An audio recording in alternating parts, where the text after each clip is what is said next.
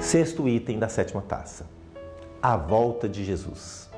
A volta de Jesus é o principal evento do cristianismo após a ressurreição.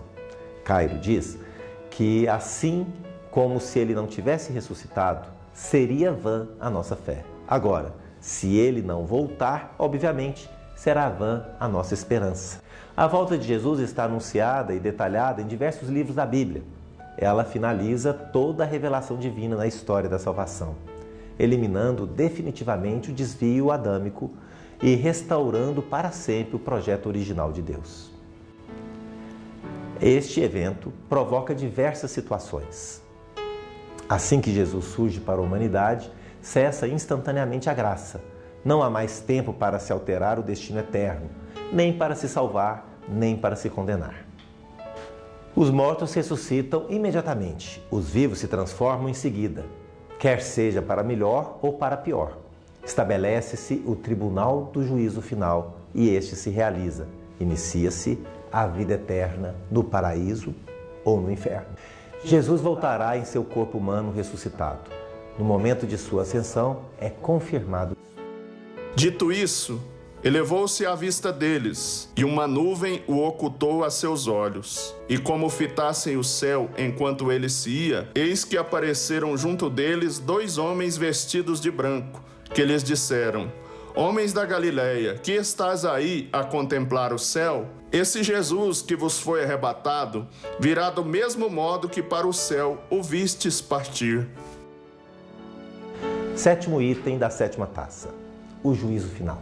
As Sagradas Escrituras atestam que, por ocasião da volta de Jesus, haverá um único julgamento coletivo de toda a humanidade, de cada pessoa, uma por uma. Vi depois um grande trono branco e aquele que nele se assenta. O céu e a terra fugiram de sua presença, sem deixar vestígios. Porquanto todos nós teremos de comparecer manifestamente perante o tribunal de Cristo, a fim de que cada um receba a retribuição do que tiver feito durante a sua vida no corpo, seja para o bem, seja para o mal. Cada pessoa que morre vai para o mundo espiritual e lá permanece em espírito, fora do corpo, aguardando esse dia. Jesus lhes respondeu: Os filhos deste século casam-se e dão-se em casamento, mas os que forem julgados dignos de ter parte no outro século e na ressurreição dos mortos, nem eles se casam, nem elas se dão em casamento, pois nem mesmo podem morrer. São semelhantes aos anjos e são filhos de Deus, sendo filhos da ressurreição. Ora, que os mortos ressuscitam, também Moisés o indicou na passagem da sarça, quando diz: O Senhor Deus de Abraão, Deus de Isaque e Deus de Jacó. Ora, ele não é Deus de mortos, mas sim de vivos. Todos, com efeito, vivem para ele. Para ser julgado, cada homem deverá estar completo, espírito e corpo. Por isto, os mortos terão que ressuscitar. O mar devolveu os mortos que neles jaziam. A morte e o Hades entregaram os mortos que neles estavam, e cada um foi julgado conforme sua conduta.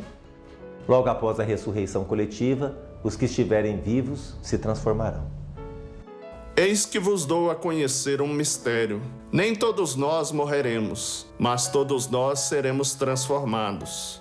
Num instante, num abrir e fechar de olhos, ao som da trombeta final, pois a trombeta tocará, e os mortos ressurgirão incorruptíveis, e nós seremos transformados. Todos os homens, sem exceção, ressuscitados, estarão juntos, de uma só vez, diante do Pai e de Jesus, para serem julgados, sentenciados, de uma vez para sempre. Jesus afirma: Quando o Filho do Homem vier em sua glória, e todos os anjos com ele, então se assentará no trono de sua glória, e serão reunidas em sua presença todas as nações, e ele separará os homens uns dos outros, como o pastor separa as ovelhas dos cabritos, e porá as ovelhas à sua direita e os cabritos à sua esquerda. E além do mais, entre nós e vós existe um grande abismo, de modo que aqueles que quiserem passar daqui para junto de vós não podem, nem tampouco atravessarem os de lá até nós. Esta linha divisória, na opinião de Cairo, é de todas a situação mais difícil e dolorosa para o ser humano, perdendo apenas para a sentença da condenação eterna. Uma mãe estará a salvo e verá o filho do outro lado. Um pai estará perdido e verá a filha do lado da salvação. Um irmão estará do lado direito e o outro do esquerdo. Uma esposa de cá e o esposo de lá. Duas pessoas queridas separadas e muitas outras situações desencontradas, eternamente desencontradas. Como é impossível transpor a linha divisória, não há um abraço e um beijo de despedida eterna, só um último, distante e triste aceno. Exceto raríssimas exceções, nessa situação, os salvos tomados de grande dor e angústia se porão a chorar inconsolavelmente.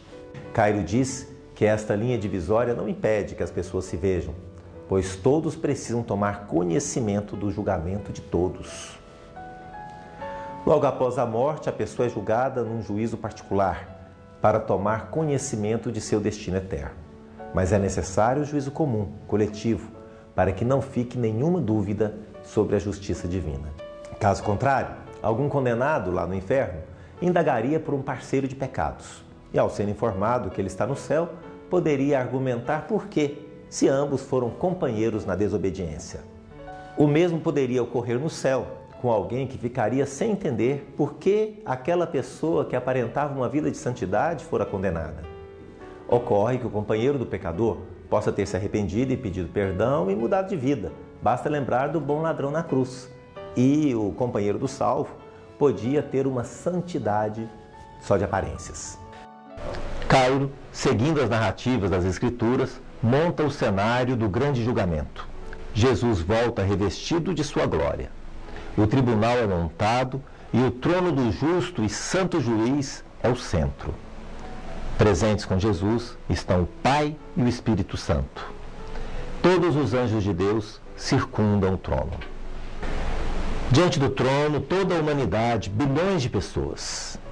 Do lado direito, os filhos de Deus, do lado esquerdo, Lúcifer, com todos os demônios e todos os homens infiéis. O trono está num palanque elevado, à vista de todos.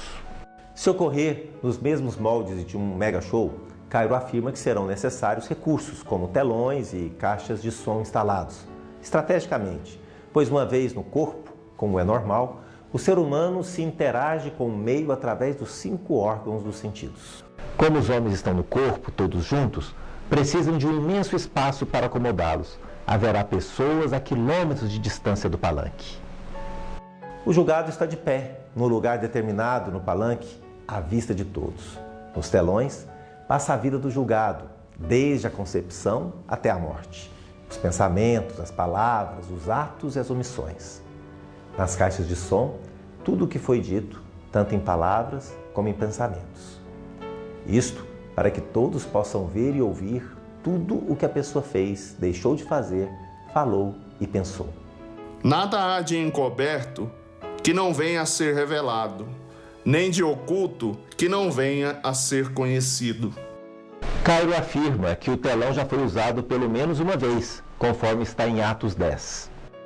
No dia seguinte, enquanto caminhavam e se aproximavam da cidade, subiu Pedro ao terraço para rezar. Era pelo meio-dia, estava com fome e desejava comer. Enquanto lhe preparavam o alimento, caiu em êxtase. Viu o céu aberto e um objeto semelhante a uma grande toalha, sustentada pelas 4 pontas, descer para a terra. e dentro havia todos os quadrúpedes e os répteis e todas as aves do céu. Igualmente, Cairo fala das caixas de som, segundo Êxodo 19 e 20. E Yahvé disse a Moisés: Eis que virei a ti na escuridão de uma nuvem, para que o povo ouça quando eu falar contigo. Ao amanhecer do terceiro dia, houve trovões, relâmpagos e uma espessa nuvem sobre a montanha, e um clamor muito forte de trombeta, e o povo que estava no acampamento pôs-se a tremer. O som da trombeta ia aumentando pouco a pouco. Moisés falava e Deus lhe respondia no trovão. Então o julgamento chega ao seu final e as sentenças. Os mortos foram então julgados conforme sua conduta, a partir do que estava escrito nos livros. Então dirá o rei aos que estiverem à sua direita: Vinde, benditos de meu Pai, recebei por herança o reino preparado para vós, desde a fundação do mundo. Oitavo, o inferno eterno. Em seguida, dirá aos que estiverem à sua esquerda: Apartai-vos de mim, malditos, para o fogo eterno, preparado para o diabo e seus anjos. E irão estes para o castigo eterno, enquanto os justos irão para a vida eterna. O que mais me impressiona no juízo final é o número de condenados. A vida é uma só. O homem decide durante a sua vida o seu destino eterno. E conforme as Escrituras, o número de condenados, em proporção ao de salvos, é astronomicamente maior. Vi então os mortos, grandes e pequenos, em pé diante do trono, e abriram-se livros. Também foi aberto outro livro, o da vida. Os mortos foram então julgados conforme sua conduta a partir do que estava escrito nos livros. E quem não se achava inscrito no livro da vida foi também lançado no lago de fogo. Nestes versículos podemos notar a grande diferença entre salvos e condenados. Para os salvos, há somente um livro, denominado o livro da vida. Quem não tiver nele seu nome, está condenado. Para os condenados, há inúmeros livros. Se fosse um número pequeno, João teria contado, mas ele via uma enorme pilha, e por isto difícil de enumerar. Esta quantidade imensa de livros dos condenados me leva a efetuar uma equação matemática para as declarações de Jesus sobre as duas portas e os dois caminhos. Entrai pela porta estreita, porque larga é a porta e espaçoso o caminho que conduz à perdição. E muitos são os que entram por ele.